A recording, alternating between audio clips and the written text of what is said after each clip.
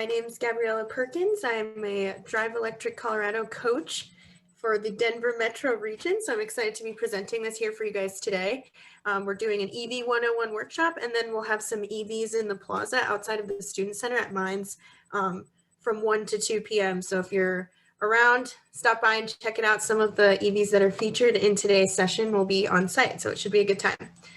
While we're waiting for some folks to continue joining, I just want to, you guys are probably Zoom experts at this point after this year, so I'm not going to spend too much time on this, but I just wanted to remind you to use your video if you can. We'd love to see you.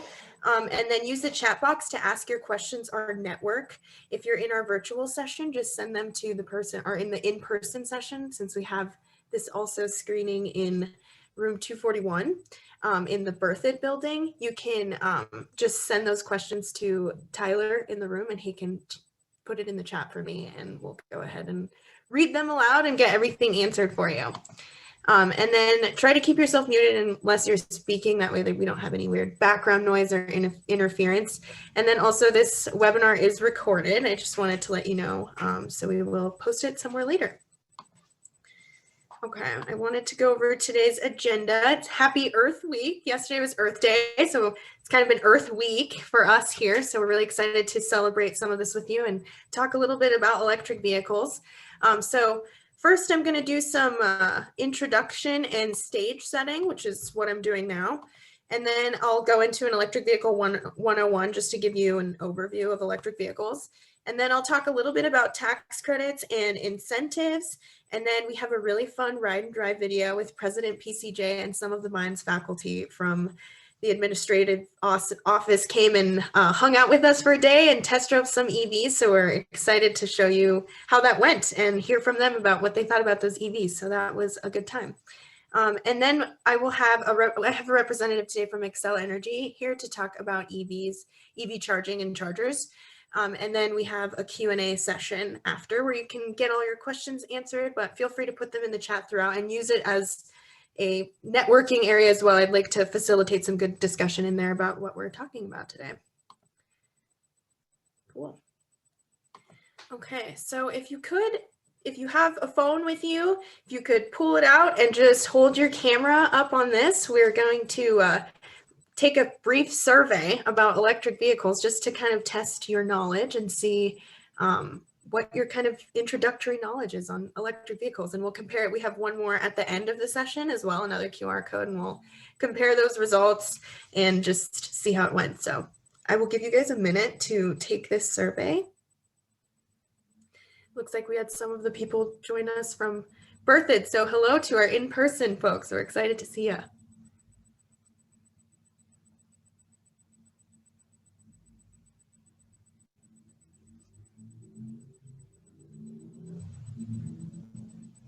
All right. And then while we leave that up, I just wanted to give you a reminder, a lot of today's information that we're talking about is going to be on the driveelectriccolorado.org website. That's a great resource for all your go-to EV information. And then before we get started, I want to give a big shout out and thank you to I-25 Kia, Volkswagen, Tynan's Volkswagen, and Philong Ford dealerships in Denver. They helped us get some of the EVs, let us borrow them for a day and let us use them for the test drive. So big shout out to them for letting us do that. So we'll go ahead and jump right into content here. I wanted to talk about the types of electric vehicles.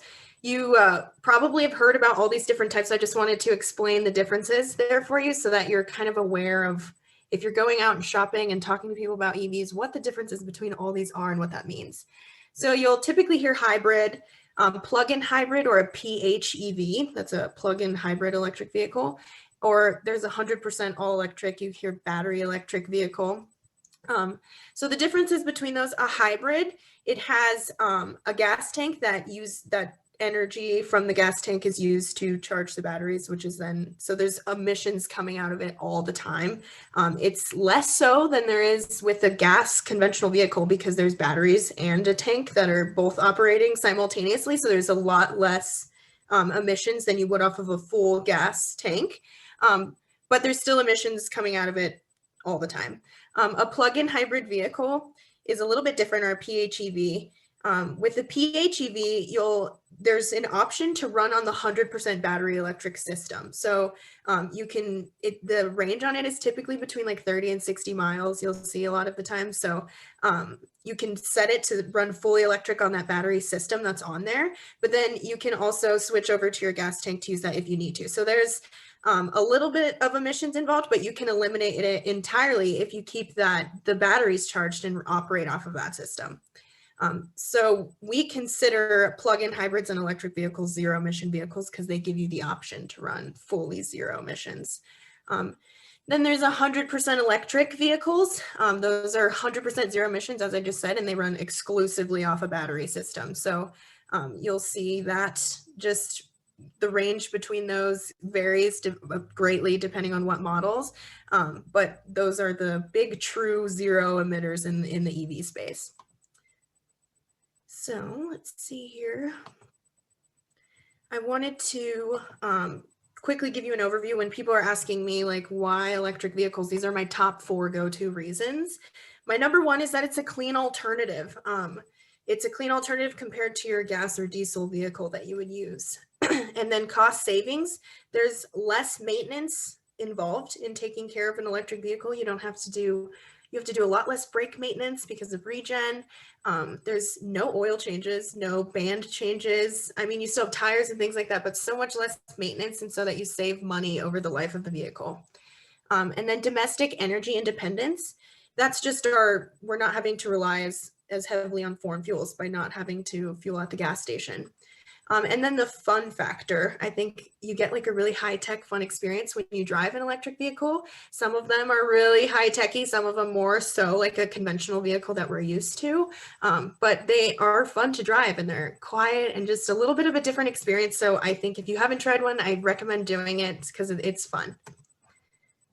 Okay, and then I wanted to talk about the benefits of electric vehicles. Time, health, and money are my 3 go-to reasons for these. Time, because you spend less money at the gas stations. Your EVs can charge in your garage or on your level 2 overnight. They have superior acceleration. You'll see this in the ride and drive video, they all mention it in a lot of the EVs, is that they have superior acceleration. You can really feel them take off.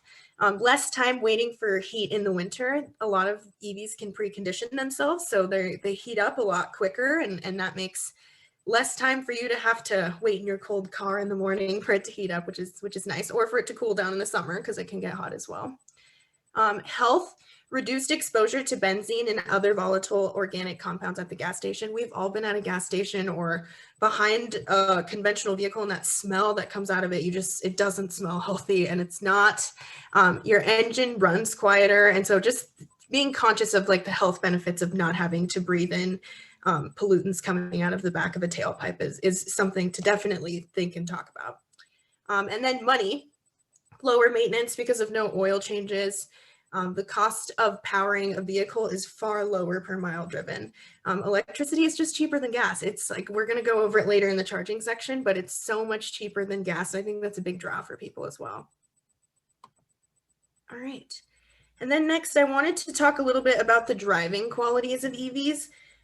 They're pretty close to what conventional vehicles you would typically be used to, but they do have some different types of features that I wanted to just cover. So they have instant peak torque. That's that acceleration that we're talking about, that they just really accelerate quickly. People call it pickup, different words like that you'll hear when they're just like, whoa, I just pushed on the accelerator and I just noticed it went really quickly. Then regenerative braking. This is a feature so unique to EVs and it's so cool. So I'm excited to explain it. People call it like a rubber band type of effect when they're driving it. This is what it feels like. So once you take your foot off the accelerator in an EV, it starts to run the motor backwards and capture that energy by slowing it down. And so it feels like a rubber band pulling back kind of on the vehicle. It'll slow you down a little bit. It feels like the brakes are being pushed, but they're not.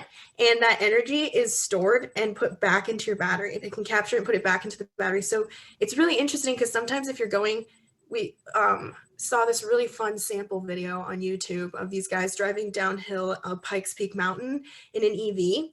and they were actually able to capture like 20% more battery range by just driving downhill without using their brakes. So that's just a really fun feature to play with if you drive an EV and you can't do that in your conventional vehicle. And then dual motor all-wheel drive options with advanced traction control. That's just a great feature that EVs have. They're a lot safer in this type of environment where we get like snow and ice and things like that. And then battery pack at the bottom. I'm going to show you this next slide here. So if you take a look at that there, you can see the battery pack is at the bottom usually of these EVs in a lot of the newer models. And they're so heavy, those batteries. So when you're driving in an EV, there's a lot of these fun crash test videos that Tesla and all these other manufacturers have on YouTube, where they're trying to flip an EV over and they'll like slam it up against a curb and try to tip it over, and it will not flip over because they're just so heavy on the bottom. It'll tip a little and then go back down because they're so bottom heavy. So that's also a feature that's really unique to EVs, that weight on the bottom. So it's always a draw for people that it's just a safer option. And then I want to go over the drawbacks because there's a lot of myths and different things about EVs that people talk about that kind of makes them a little bit hesitant to want to talk more about them. So I want to go over these two things that I feel like come up more frequently. Time for charging. On longer trips, it's harder to charge and can take longer to fill up. That's just a fact. You can't just go fill it up real quick at a gas station. So you have to start thinking about things differently when it comes to driving. If you want to take it on a long trip, you need to plan out your route. There's a lot of apps. I'll show you some of them later in the charging section that allow you to schedule a route for a road trip and plan for charging. So there's things like that that exist that make it possible. But if you're not comfortable with that, you can always rent an internal combustion engine or an ICE vehicle just to get it done for you and do what you're used to. But it's really fun to try to set it up on your EV. So if you get the chance to do so, I definitely recommend it. Fewer charging stations, but more and more are being installed every day. So we see chargers popping up all over the map, especially in this region specifically. So I'll show you what that looks like in your area a little bit more in the charging section, but I think availability of charging is becoming less and less of an issue for new EV owners. And then upfront costs is something you always have to talk about. There's a higher upfront cost with EVs. They just cost a little more. So there's things like incentives and all these different things I'll tell you about later that can help mitigate that. But they have higher depreciation rates and low resale rates because it's a new technology. And we think that will change over time as well. But that's just the way it is for now. The used EV market is starting to develop a little bit more too. And just once that becomes a little bit more advanced and has a wider breadth, I think we'll see that change as well. You may need to replace tires more often because of their faster acceleration. Like we were talking about, that pickup that might bulge your tires a little more quickly. So you might need to get new tires sooner. So that's something to think about as well. You may also need to pay for a charger at home. If you're not comfortable using a level 1, you might need to install a level 2, and that can cost you a little bit of money. And we will also cover that more later, but it's something to consider for sure. And then I wanted to talk about driving EVs in the winter. We live in Colorado, it snows on and off, just even in April and sometimes May. So it's good to talk about cold and how that's going to impact your EV if you're interested in one. So extreme cold impacts range. Passenger heating just requires more energy. We notice like a 25 to 40% reduction in battery because of HVAC, depending on how heavily you're using it. So cold batteries have a greater resistance to charging and just don't charge as well. People always bring this up. Like I noticed, I bought an EV in the summer and in the winter, it's not charging as quickly. Why is that? And it's just because batteries don't like cold weather. So technology is improving to mitigate things like this. You see things like battery heaters. There's like thermally managed battery systems, which is like a lining in between the batteries that helps keep things either like at an ambient temperature. So if it's too hot, they cool them down. If it's too cold, they heat them up. Since batteries like that kind of room temp type of temperature. So there's technology in a lot of these EVs now to really help set that up for you. So asking about thermal managed batteries when you're shopping for an EV is always an interesting thing to do, just to talk about what to expect when that happens, when the weather changes. And then drivers can also help to offset this. If you turn your car on eco mode, just like you do in your gas or your diesel vehicle, it's going to like save gas and conserve energy. Just so same thing in an EV, it'll save battery. And then also if you use less heating. If you switch to your seat warmers or steering wheel warmers or all these different things that you have instead of direct heating, that will also help save and conserve battery. All right, and then EVs on the road in Colorado, this number is going up every time I check it. So I checked it April 1st, and we are up quite a bit. It's at 35,146 EVs on the road in Colorado. And you can see there level 2 ports, that's level 2 chargers. There's over 3,000, and then there's over 415 DC fast chargers. So that's awesome that there's becoming more and more charging available to people over time. Okay, don't get overwhelmed by the slide because I know this chart can be a little daunting to look at, but I just wanted to lay out some of the models. This isn't a list of all the EVs on the market, but it's a good handful of them to give you an idea of price. If you check out starting price right here for like 20,900, it's a lot less than what people think it is. And these prices are from December, so they're probably different now, but probably less than this. So it's really something to consider is that the starting price of EVs is a lot lower than the prices being currently circulated in popular culture. So I think it's something to think about, that it's becoming more of an affordable option. It's not a huge price gap compared to what you're used to with a conventional vehicle. And then incentives on top of that, and we'll cover that.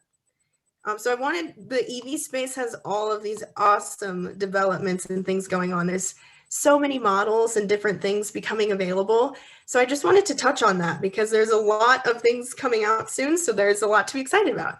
So the Nissan Ariya is coming out soon.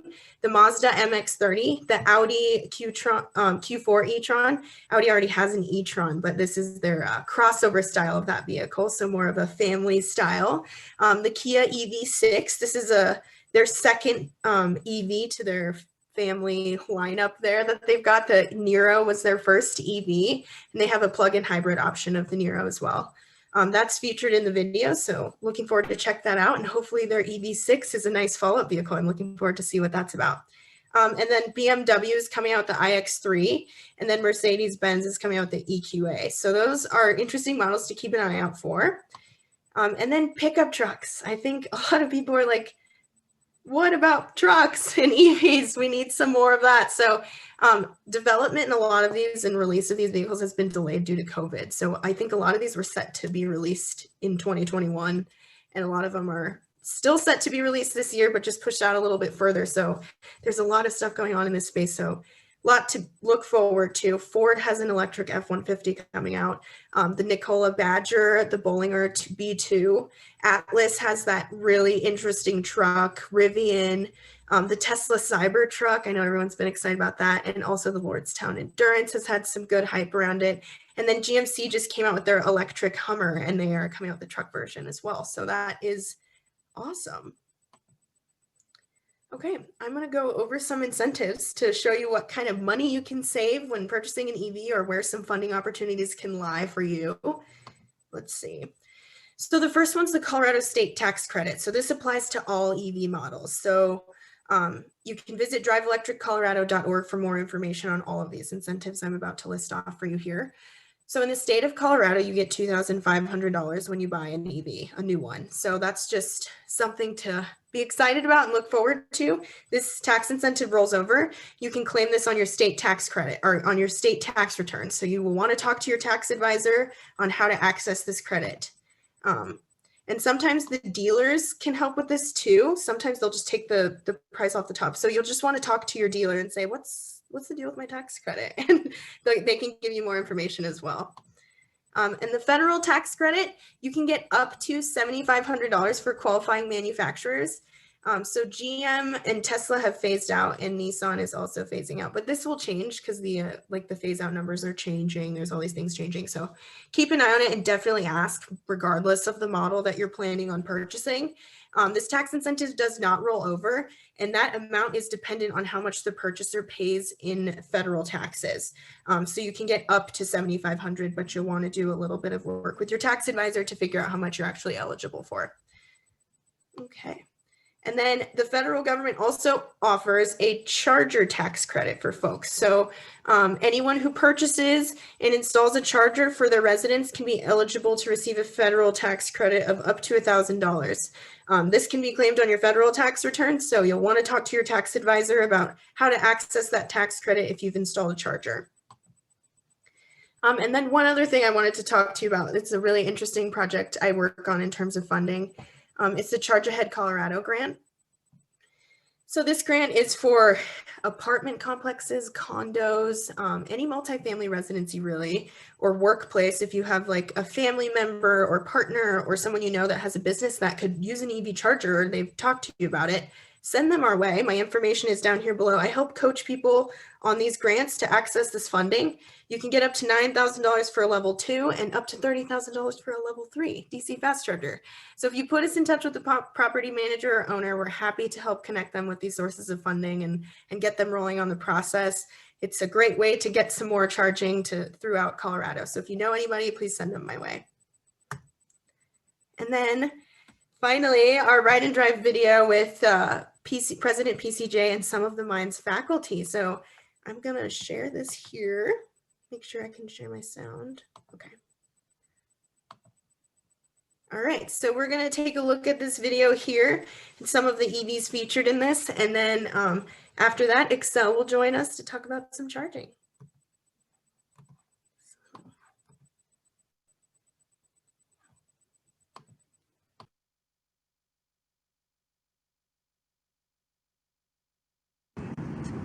Hi, I'm Gabriella with Denver Metro Clean Cities Coalition. We're here at the Colorado School of Mines campus today to meet the president and some of their faculty to get them to test drive some of the EVs behind me. These EVs are all fairly new to the market, so we're excited. Let's get started.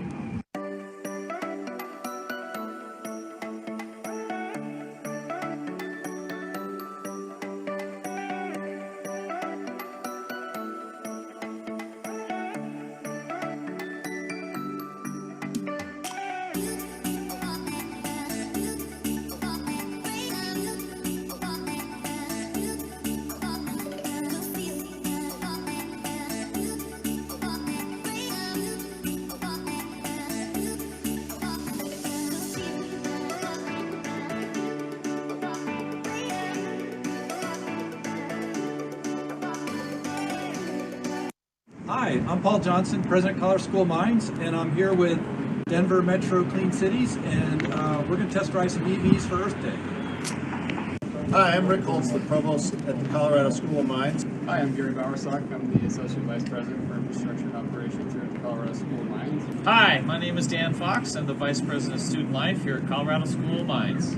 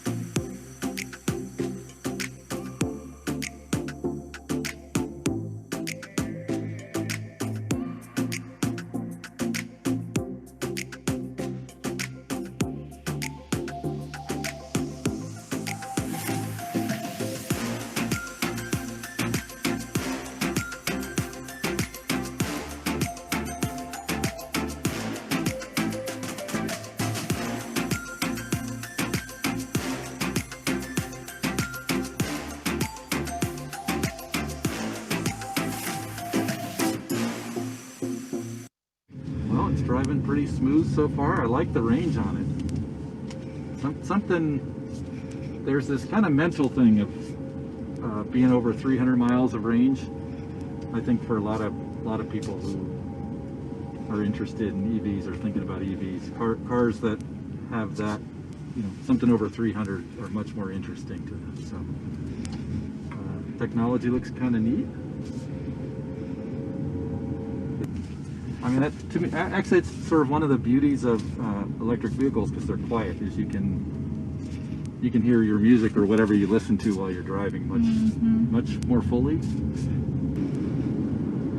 It feels like compared to other EVs, this one feels lighter. I don't know if you drive a bunch of cars, they typically feel kind of heavy because of the battery. But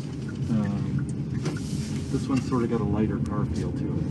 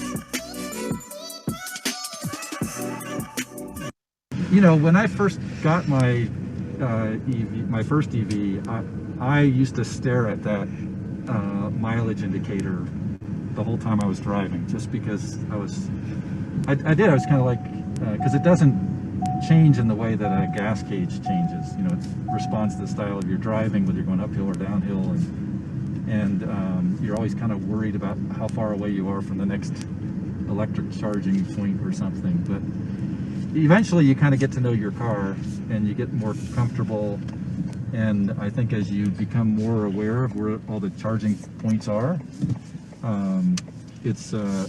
you start to worry about it less. And then if you get another EV like I did, which has a 370-mile range, that's about the same as everybody has in their gas-driven cars, you know, when you fill up your gas tank. And if you're an engineer, you really appreciate all the technology in it.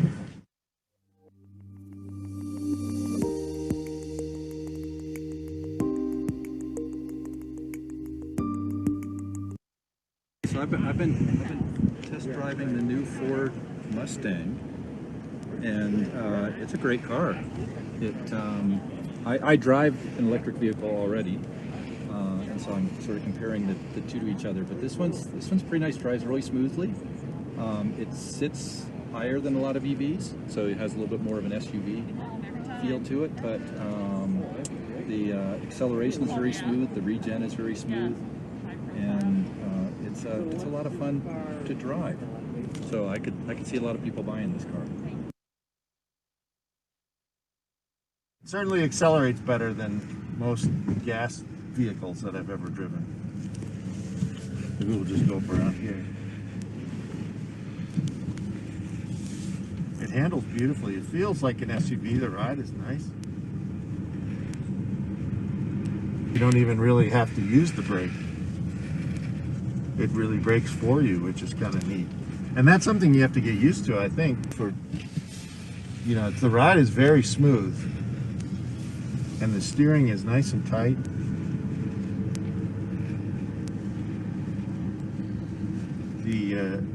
The pickup is really fantastic.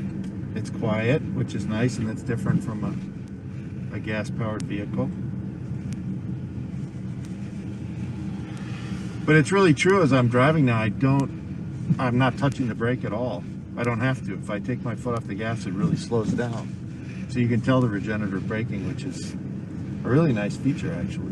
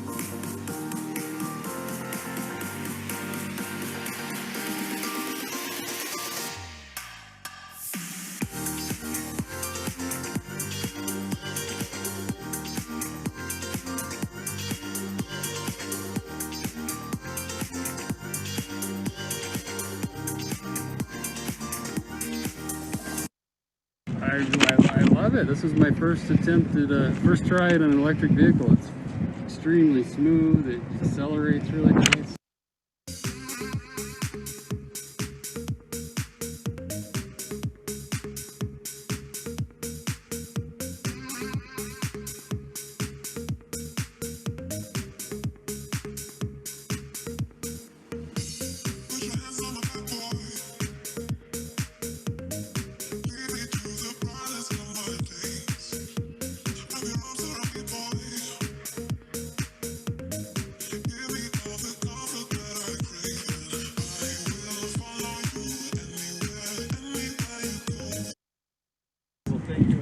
Thank you, Denver Metro Clean Cities, for bringing some EVs to campus so I could have some fun, and so the rest of campus can have an opportunity to explore the wonders of electric vehicles. Happy Earth Day, School of Mines. See you later.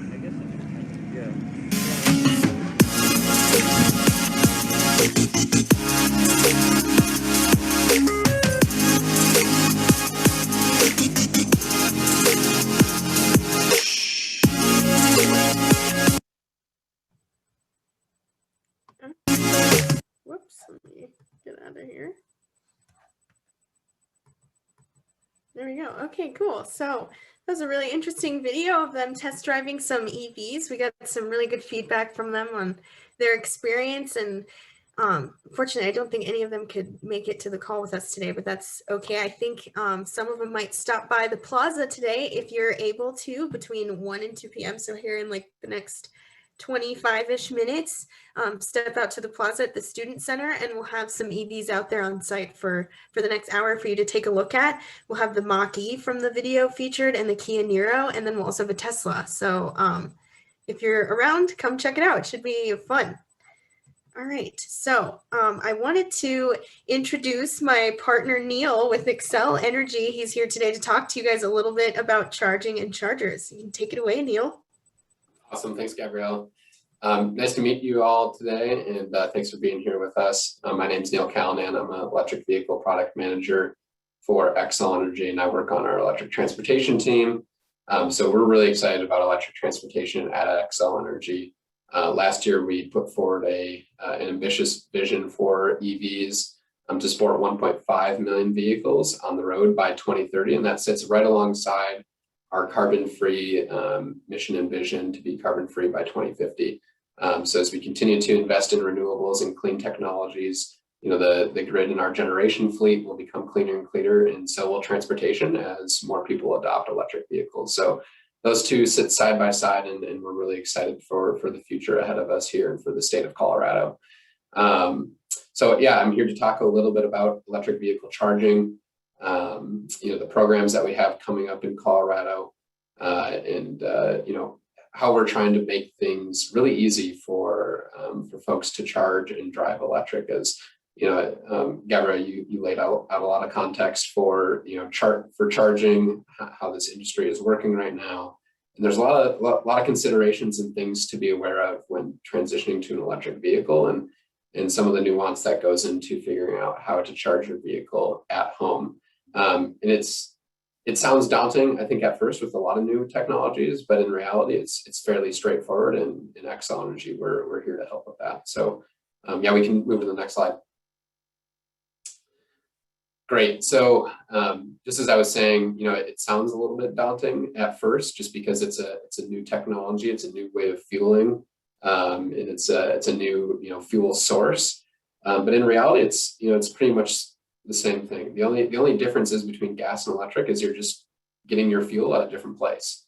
So there's that kind of comical right side photo of, you know, standing at the gas station, huddling in the cold. I can definitely relate to that. Being located in Minnesota, and I know Coloradans can relate to that as well.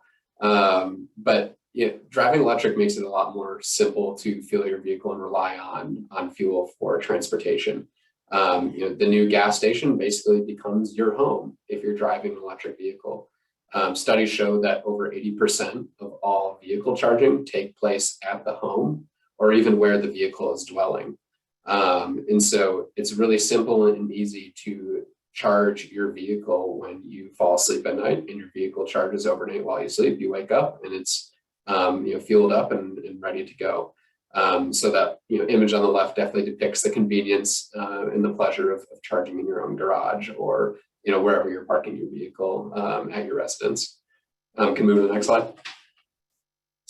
So a little bit about charging 101 and the different types of charging. So there's three basic levels, and the most common are level 2 and level 1 charging. And level 1 is I guess the easiest, as everyone really has access to level 1 charging. It's just as simple as plugging it in at your home or where you reside right now. Typically there's just standard electrical outlets, in a home that you can plug your charger into. Every new EV comes with this type of charging cable. And so it can be used really wherever you go. However, the one drawback to level 1 charging is, what it's called in the industry as a trickle charge. It's very slow. When you consider these electric vehicles with batteries up to 200, 300, even 400 miles of electric range, for a full charge of that car, it's going to take multiple hours, upwards of double digits in hours to charge that vehicle. However, if you're not driving that much, and if you have a car that has a low battery electric range, say like 100 miles or less, or you have a plug-in hybrid electric vehicle that operates both on electric motors as well as gas, but still plugs in, level 1 might be a good option for you, because with a lower battery range and battery size on your car, level 1 might be able to do the trick. So that's level 1 charging. Again, it's pretty basic. Take the car home and plug it in. And then I'll get into level 2 on the next slide here. So investing in a level 2 charger makes charging at home that much more convenient. It's faster, it's a higher power, and so it can provide about 30 to 60 miles of range for every hour of charging. And that's really dependent on your vehicle's battery size, the type of charger you get, in the wiring setup in your home. And so this definitely works very well for people driving around 30 to 40 miles or more every day. And if you need to charge quickly at home, it provides that higher power and performance for charging. So definitely, EVs with a higher battery range of 100 plus miles, it makes a lot of sense if that vehicle is your main mode of transportation. Level 2 chargers themselves, they're typically a wall-mounted unit that just attaches to the wall on a stud. It can be plugged into a electric receptacle, which is a 240 volt circuit and outlet, and that is typically what our electric dryers plug into. It's that type of power and that type of same outlet to kind of draw a parallel there. But the charging stations themselves, the top, typically the top performers are those that are on the market, kind of span in the $500 to $700 range. Most of these level 2 chargers are considered a smart device. And so they kind of have the smarts embedded within them with technology that enables them to be Wi-Fi connected, provides that flexibility of controlling your charging. You can set charging schedules, you can receive notifications. And so it really puts the power at your fingertips to control when you charge, how much you want to charge, and really gives you that visibility into your charging and the savings that you get from driving electric. One thing that want to reiterate too is transitioning to an electric vehicle just off the bat, on average, what we see is customers save about $700 in annual fuel savings, because electricity is a way more stable and cost efficient fuel resource than gasoline. So that's definitely one thing to consider as you switch to electric vehicles is kind of tracking your savings there, how much you're saving a month. So that's level 2 charging. It makes it way more affordable. There are some vehicles, such as the Nissan brands and Leaf, for instance. The cord that they provide is a level 1 and also has a level 2 adapter. And so if you do have that power available, you can use that cord that comes with the car as well. However, we see a lot of our customers just like to keep that cord in the trunk so that, you know, if they're driving around, they can plug in wherever. And so that's where the wall mounted kind of convenient fixed charging station comes into play. One thing to note here that's on the slide is, you know, this level 2 charging does come with some added costs. And that's what at Xcel Energy, we're really trying to help our customers figure out and kind of break down those barriers and cost barriers, because not only are there cost implications with the car, but also with the infrastructure, because your homes, fleet garages, they're becoming the new fueling stations. And so there's needed wiring, electrical wiring and infrastructure to fuel these vehicles. And so again, these level 2 chargers require a 240 volt circuit wired from your electric panel to your charging station. You know, the costs vary by location, but that wiring, what we see, is typically around $700. Level 2 charging with the 240 volt circuit, that typically takes up, well, actually, it does take up 2 spaces in your electric panel. So it's it's 2 breakers there. And so if your panel's, already capped out, you can work with an electrician to upgrade your service. And upgrade your panel so that you can add 240 volt level 2 charging in your home, and electricians can provide you the expertise and bids on that work. Can we move to the next slide? And so some options today that are available with Xcel Energy. We have a lot more coming, which I'll describe on the next slide in just a moment. With the approval of our Colorado Transportation Electrification Plan. But the options today, to figure out how to get plugged in with your utility, and that being Xcel Energy, just in this instance, we have 2 different rate options here. So you can consider scheduling your EV to charge overnight. Charging overnight actually helps customers at large and the utility grid itself. That's when we have our the most renewables on our system. And that also avoids charging during peak hours of the day when everyone's using electricity. And again, that's when your car is parked and dwelling overnight. So it's a good time for that vehicle to charge. What we see just on a typical residential bill, every night, if you're charging every night, the monthly cost for fuel is around $40 per month. And so when you put that into context and it's a little bit different today, right? With more people working from home, driving less, but if you can imagine, that your costs in fuel and transportation, outside of the pandemic, for me personally, in the past, I was paying around like $80 or more a month for my fuel, and so that's why switching to electric is so cost effective, because the resource for electricity is so stable and it's significantly lower than gasoline. The other option too is we do have a voluntary renewable wind source program available, where it's a subscription-based program. You can sign up in increments of like blocks of renewable energy, and so you can sign up for wind source to support renewable energy and purchase wind source to power your home and your vehicle. Next slide. Awesome. I think this is where I'm wrapping up here, and I'll talk a little bit more about how at Xcel Energy, we're trying to make this overall more simple and a bundled and streamlined experience. And so I mentioned our Colorado Transportation Electrification Plan. That is a huge plan and portfolio that really sits right alongside the vision for Colorado, for the state of Colorado, for supporting 940,000 EVs by 2030 across, again, our service territories in Minnesota, Wisconsin, New Mexico, Texas, and others. We plan to support 1.5 million EVs.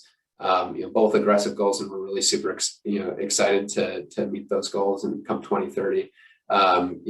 But enabling that mission and vision are our programs, and working with partners in the industry and other stakeholders. And so we received approval for our Colorado Transportation Electrification Plan, and one of the programs specifically here that's highlighted on the screen is our EV Accelerate at Home charging service.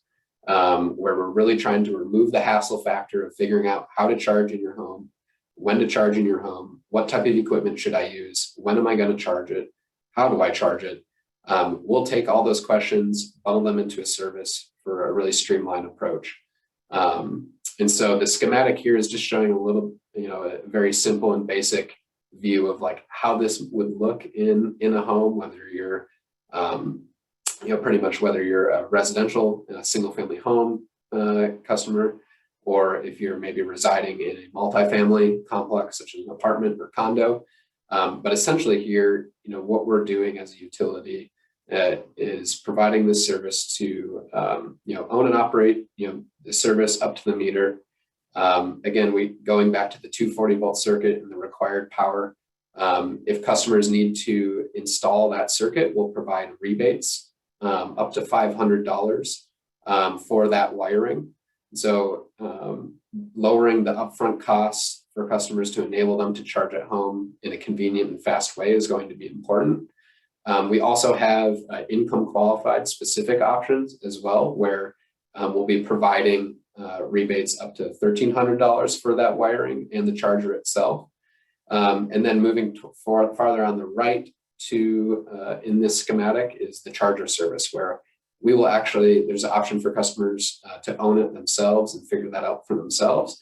Otherwise, we'll provide a list of chargers that you can basically rent as a service from us, and we'll own it, operate, maintain it with a lifetime warranty, and make that super easy and simple. And through the charger, as well as some qualified vehicles, we can schedule your charging with you if you're a customer to help you charge overnight, and in return, you'll receive a rebate on your bill for charging at the right times. So that's providing further benefit to the grid, aligning with our renewable energy production, and avoiding those on-peak charging times. So this is going to be available later this year. Customers can sign up in their home or on the go, mobile phone, on our website. They can also sign up at dealerships. We're working with a lot of local dealerships around the Denver metro area, as well as across our service territories all over Colorado, on the Western Slope, the Northern Front Range, pretty much all over. We're looking to partner with the dealerships who are looking to sell electric vehicles and just make this a really easy and streamlined experience, from research all the way to purchasing the car and all the way to charging your car. So that's a little bit about that program. I think the last slide here is just resources of where you can find more information about our programs. It's ev.xcelenergy.com. That's our main website for electric vehicles. You can also email myself and the rest of my team at electricvehicles@xcelenergy.com. And we also have a blog there with some great content surrounding EVs too. So I think that about wraps it up for my segment there, and happy to answer any questions too if we move into that period. Cool. Thank you, Neil. I appreciate you sharing that great information about what Xcel has going on. So it's likely, if you live near the mines area or in the Denver metro region, that Xcel is your energy provider.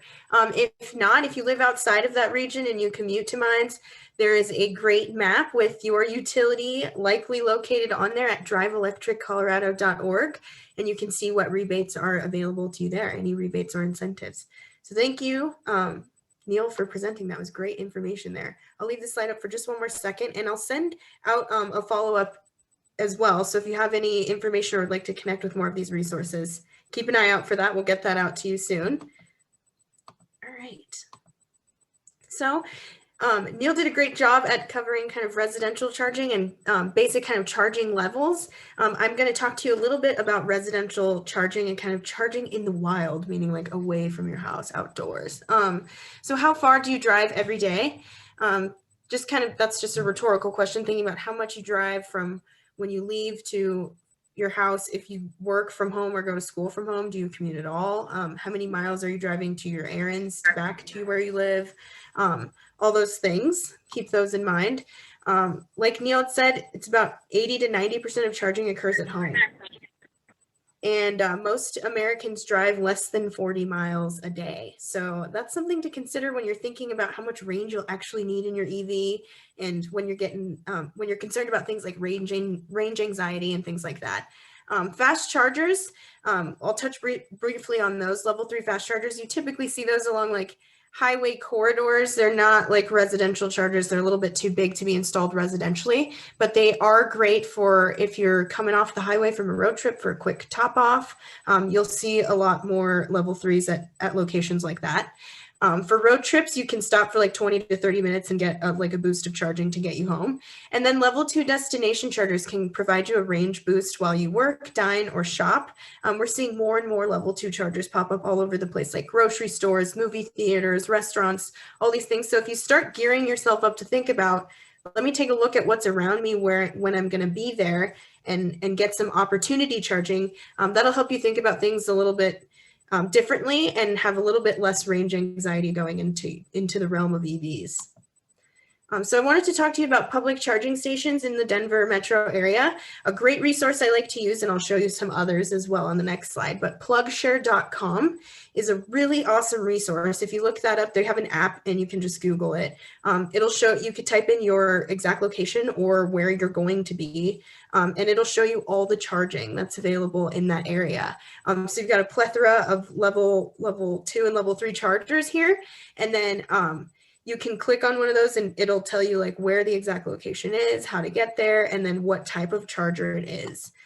So this is what public chargers typically look like when you see them out. I'm sure you guys have seen these before as well because they're all over your campus. So locating public charging stations. You can use these links below like PlugShare or Google Maps, or the US Department of Energy and Alt Fuels Data Center has a great map as well. Look up any of those or download those apps and you can find out what's around you. And then also for residential chargers, there's this really cool new organization called EV Match, and they work with folks who have residential chargers installed that are in an area that can be easily accessible, can add their charger to this app, and folks can rent it for however long they need it. So if someone has it on like the front of their driveway or somewhere where it's easy to access when they're not there, you can rent the charger out and pay them through this app and just go charge at their place. So it's definitely something to consider if you're in a pinch and looking for something in like a residential area. There's all sorts of different options. So this is how you kind of locate charging. And then the next step is, okay, I've found a charger, I've gotten to the charger, okay, how do I use it? A lot of them you can use like a gas station where you just go up and kind of put your card in and then just start using it. But some of them, the newer ones are like these Wi-Fi ones where you'll need an app on your smartphone to access it.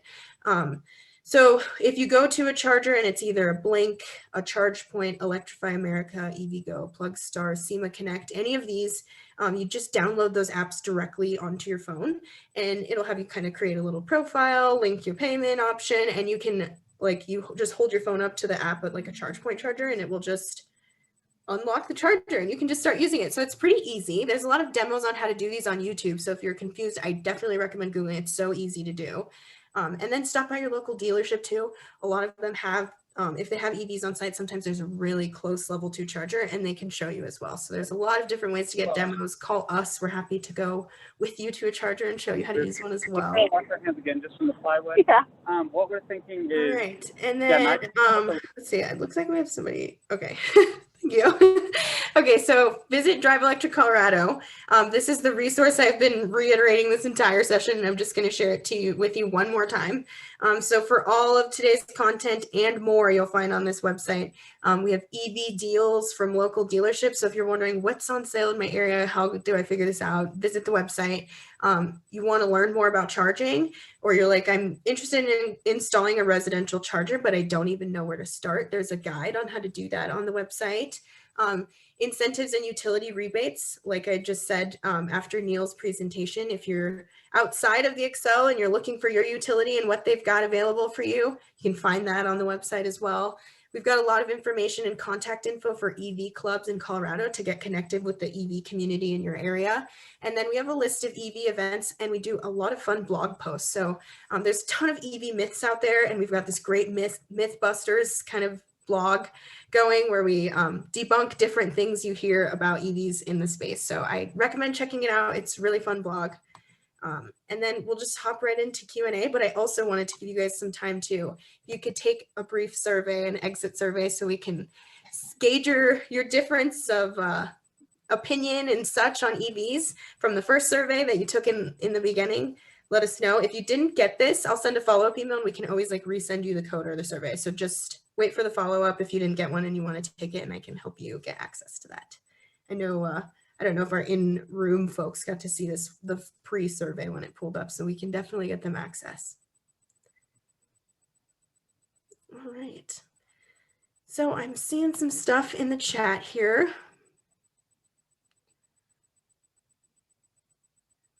Okay, so Lauren, you were asking about insurance for batteries in garages, any issues with fires? How does partial charging affect battery life? Neil, do you want to speak a little bit to the safety of level 2 charging in your garage?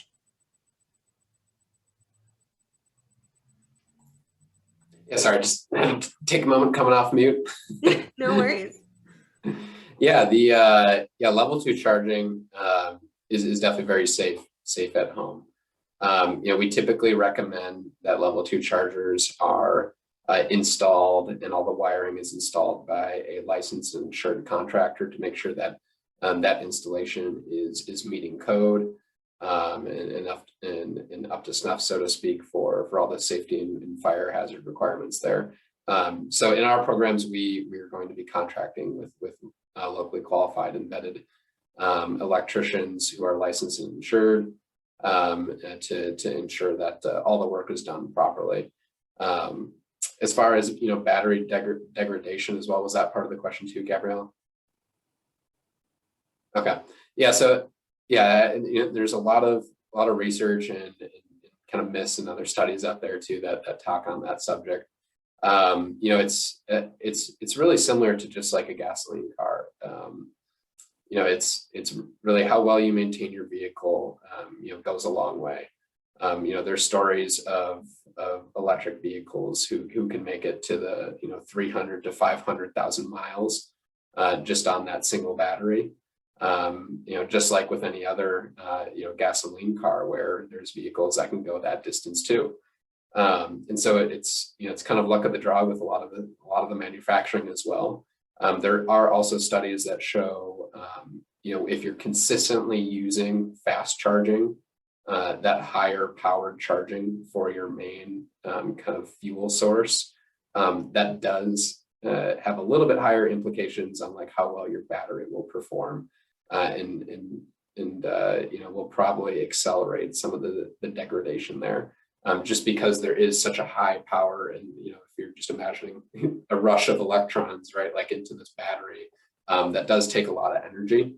And so there are studies that kind of show that if you're solely relying on fast charging, that might degrade your battery life a little bit faster than normal. But again, otherwise, it's what we've heard and seen in other studies. It's very similar to gasoline engines, internal combustion engines, and if you maintain your car, it'll go the distance for you. Awesome, thank you, Neil. All right, and then Caroline asked. Sorry, was I talking over someone? Gabriella, it's Christy. You're going to touch on Carolyn's question about do Mind student employees pay to use EV chargers on campus? I thought that Lauren could answer that question for us. Yeah, Lauren, do you have any information on the price of charging for students on the Minds campus? Hi, can you hear me? Yeah, I can hear you. I unmuted myself. Last I heard, it was free for students and faculty, but they still had to buy the parking pass. Okay. I know they've had discussions though of charging a fee per kilowatt hour, but I wasn't sure yet if that was just because our some of our chargers are open to the public, that may be just for the commuters that are not part of the Minds campus that might use the chargers. But I think at this time they're free as long as you have a parking pass. So you do have to pay for the parking pass like you normally would. Great. But I think that could change in the future. But I think right now they're free to use if you're a student or faculty. The last I heard. Okay, great. That's awesome. But I can confirm that and send out. Yeah, I can include that in the follow-up if you can confirm for me. Yeah. Cool. And then I saw your other question here. Let's see, what is it? From Carolyn about the cost of a level 2 charger. You already have the wiring installed in your garage. You have a 240 volt, which is great. So I've heard anywhere between $500 and $2,000, depending on where you're looking. I visited a dealership this weekend and they said they recommend that their customers use Amazon for charging, which I never heard, which is interesting, but really cheap options on there, like $400, $500 chargers. And then if you also use like a major manufacturer, you can get just like a standard level 2 residential charger for probably somewhere between $600 and $2,000. So I would just kind of shop around and see what would be the best use case for you. And I'm sure like looking at reviews online, and we're happy to look at that too. If you want to send us a link or anything like that, we're happy to do some more research for you as well. Yeah, it is quite a range. And I think a lot of that has to do with the technology involved and what the chargers need. I think some of them are like these really fancy high tech ones, and some are just a standard level 2, just with kind of the cord and kind of the wrap thing. So it just depends on what kind of charger you were looking for. Great. Okay, so I think we're like a minute over time here. So I will send out a follow-up email so that way if you have any other additional questions, we can connect via email and you can ask me any questions you want. I'm happy to help kind of coach you through any EV questions you might have. And then visit driveelectriccolorado.org for any additional resources as well. So thank you for being here today. And I hope you guys have a happy Earth Week, and we'll talk to you soon. Take care. Thank you. Thanks, Neil.